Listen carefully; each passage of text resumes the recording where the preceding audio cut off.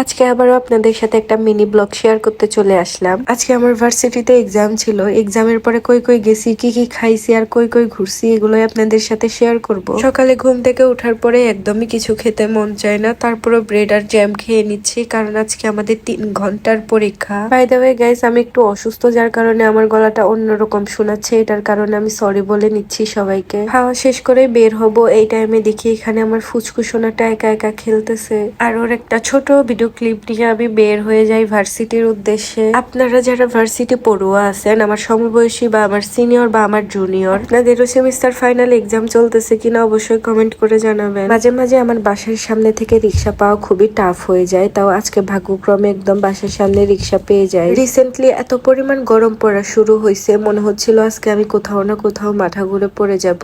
এই কয়েকদিন ধরে যে গরমটা পড়তেছে, এটা পুরো অসহ্যকর একটা গরম। কোনোভাবে রিক্সার ঝাঁকুনি খেতে খেতে ফাইনালি পরীক্ষার রুমে গিয়ে পৌঁছাই। ওখানে গিয়ে আমি আমার ফ্রেন্ড দুষ্টামি করা শুরু করে দিছি। দেখতে দেখতে ভার্সিটিতে 4 বছর শেষের দিকে, আর মাত্র 6 মাস আছে এই ভার্সিটি থেকে বের হয়ে গেলে আমি আমার ফ্রেন্ডকে অনেক বেশি মিস করব। বাই দ্য ওয়ে, এরপরে পরীক্ষা শুরু হয়ে গেছিল, এন্ড পরীক্ষা দেওয়া শেষ করে আমি আর আমার ফ্রেন্ড চলে যাই ক্যান্টিনে। আমি নিছিলাম ছোলা আর ডিম, আমার ফ্রেন্ড নিছিল রোল। যেহেতু আমার আর আমার ফ্রেন্ডের পেটে অনেক বেশি ক্ষুধা ছিল, তাই ক্যান্টিনের খাবারগুলো আজকে অনেক বেশি মজা লাগছে। খাওয়া শেষ করে দেন আমি আমার ফ্রেন্ডকে বিদায় দিয়ে এখন চলে যাচ্ছি আগারগা সাইড ফিতে ইয়ামার শোরুমে। ওখানে আমার কিছু বড় আপুরা ছিল, আড্ডা দেওয়ার জন্য ডাকতেছিল, তাই ভাবলাম অনেকদিন কারোর সাথে আড্ডা দেওয়া হয় না, যাওয়া যাক। যেতে যেতে রাস্তার পাশে এই সুন্দর ফুল গাছগুলো দেখে অনেক বেশি ভালো লাগতেছিল।